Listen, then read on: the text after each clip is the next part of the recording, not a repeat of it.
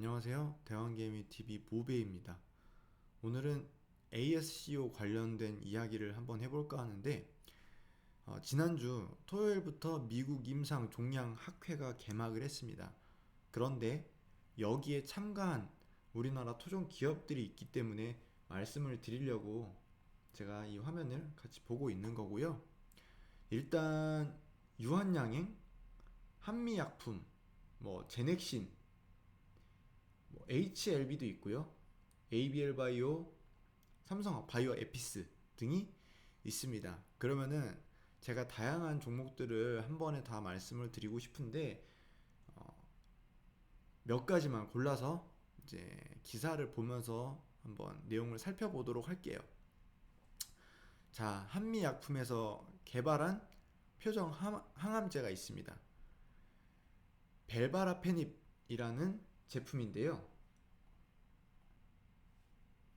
보시면 여기 내용들이 있는데 여기 로슈그룹의 제넨텍에서 라우센스 아웃 해가지고 이제 한미약품이 개발하고 있는 거예요. 요 내용에 대해서 발표를 하게 됐다고 하는데, 자, 전이성 고형암에서 항종양 효과를 확인한 임상 1상 결과를 주제로 구현 발표를 했다고 합니다. 어느 정도 긍정적인 이슈가 있었던 거예요.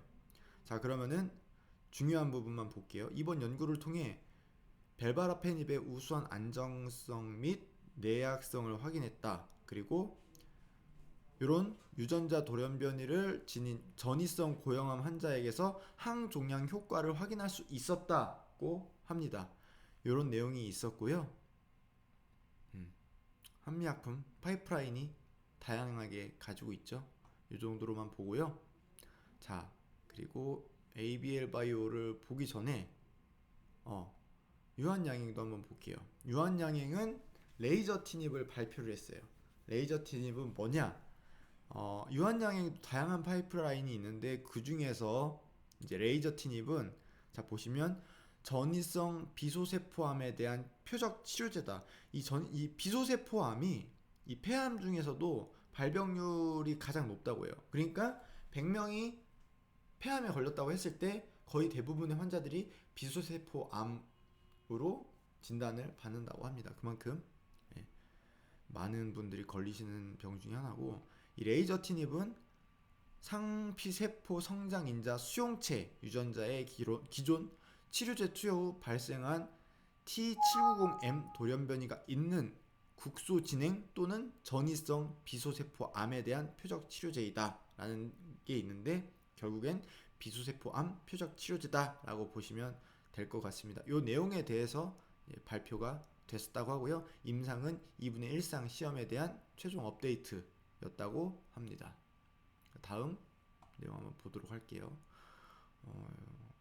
비슷한 내용인 것 같은데, 유한양행 항미약품 앞에 제가 말씀드린 레이저 티닙 2분의 1상 하고요. 그리고 그 내용인 것 같아요. 요건 안 봐도 될 것 같으니까 다음 거 바로 볼게요. 벨바라피닙도 제가 방금 말씀드렸던 거죠. 레이저 티닙도 우리 본 거고, 여기 보면은 레이저 티닙이 임상 2상 여기 있죠. 폐암 눌러보면은 종양, 폐암, 임상 3상 있고, 합성 신약 표적 치료제이기 때문에 면역 치료제는 아니니까요. 이런 부분은 참고를 하시고, ABL 바이오를 보려고 제가 여기까지 온 거예요. 왜? ABL 바이오가 여기 차트를 보시면 이게 지난주 이제 차트예요. 근데 이 암종양 학회에 가서 발표한다는 내용이 있어가지고 조금 시세가 있었던 것 같아요. 그 다음에 암학회 이제 아스코가 개막하기 전에 기대감 소멸로 좀 빠진 것 같은 느낌이 듭니다. 대부분 그렇듯이요. 과거에 JP 모건 헬스케어 컨퍼런스도 마찬가지였죠. 이후에 어찌됐건 간에, 자, 중기 이평선 위에서 안착하고 있는 모습이에요. 그런 다음에 오늘 떠서 시작을 했네요. 2.43% 상승 마감을 했습니다. 최근에 바이오가 매우 안 좋아요. 코오롱 생명과 코오롱 티슈진 제가 항상 말하는 건데 그것 때문에 대한민국 바이오에 대한 신뢰도가 좀 떨어져 있는 상황이 아닌가라고 보고요. 하지만 뭐 그런 부분도 언젠가는 다 해소될 수 있는 부분이기 때문에 좀 긍정적으로 흘러가 주길 바란다라는 마음에서 이제 그런 얘기를 하는 거고, 일단 어찌됐건 하락했지만 지지를 받고 반등하려는 모습이에요. 그렇기 때문에 이런 부분이 좀 긍정적으로 볼 수 있지 않나 싶고요. 왜냐면은 제가 생각했을 때는 만약에 이걸 깨고 내려와가지고 이 부근까지 다시 재차 와서 3만원 부근에서 반등을 주지 않을까라고 생각을 했었는데 여기에서 멈춰가지고 반등을 주더라고요. 이 긍정적으로 볼 수 있는 게 60일 이동평균선 지켜주는 게 좀 괜찮아 보이지 않는가라고 싶고요. ABL 바이오가 아스코에서 어떤 내용에 대한 발표를 했었는지 보겠습니다. ABL 바이오는 여러분들도 다 알고 계시다시피 이중항체로 이 신생혈관 억제제를 만들고 있는, 그러니까 개발 진행 중인 기업이라고 보시면 될 것 같고요. 임상 1A 결과 발표 예정이 있다고 하는데 이게 했는지 안 했는지는 좀 날짜를 지나봐야 알 것 같아요. 이 부분에 대한 기사가 아직 올라오지 않았기 때문에 기존에 뭐 로슈의 아바스틴, 릴리의 실함자 이런 단독 항체가 가진 한계를 보완할 뿐 아니라 더 뛰어난 효능을 보여주고 있다라는 건데, 이게 지난번에도 제가 이제 이야기를 했었는데 보통은 이 영어 스펠링으로 보면은 Y자 모양이기 때문에 Y자로 이제 받아주는 건데, 이 ABL 바이오 같은 경우에는 이중항체라고 했잖아요. X자 모양이에요. 그러니까 쉽게 말해서 위에서도 받아주고 아래서도 받아주고, 그러니까 신호를 두 군데서 주고 받을 수 있다는 얘기죠.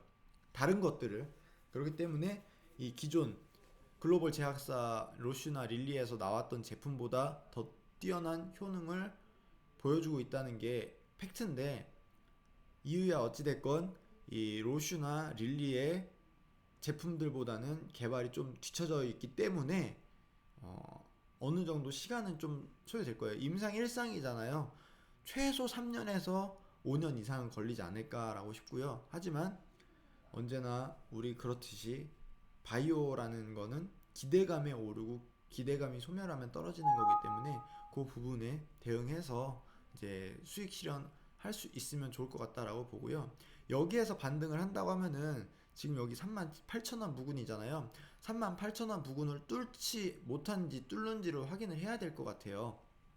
그러니까 그 부분에 대해서 38,000원 위에 안착해준다라고 하면은 여기에서 한 번 더 점프 가능하다라고 볼 수 있고요. 만약에 여기를 뚫더라도 37,800원 900원, 그러니까 38,000원에서 안착하지 못하고 다시 빠진다 싶으면은 그냥 그때는 어느 정도 수익 실현했다라고 생각하고 정리하는 쪽으로 진행하는 게 맞을 것 같습니다. 오늘 ABL 바이오 아스코 관련해 가지고 좀 보려고 했는데 얘기가 길어졌는데요.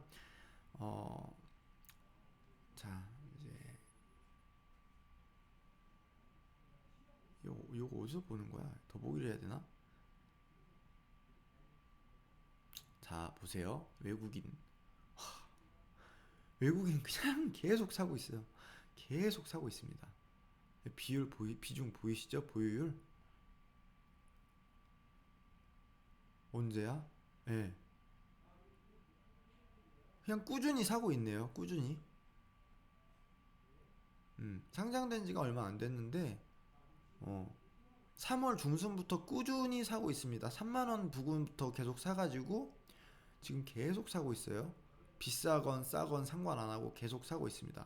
이때도 사고 오히려 떨어질 땐 팔았네. 여하튼 보유 비중이 점차적으로 늘어나고 있는 게, 예, 얘네는 오히려 암 종양 확해 내용 보고 더 산 것 같아요. 긍정적으로 본다는 거겠죠. 예, 이런 부분도 조금 참고를 하시면 좋을 것 같고요. 오늘 2.43% 상승 마감했다는 점 참고하시고, 지금까지 대왕개미 모베였습니다. 시청해주셔서 감사합니다.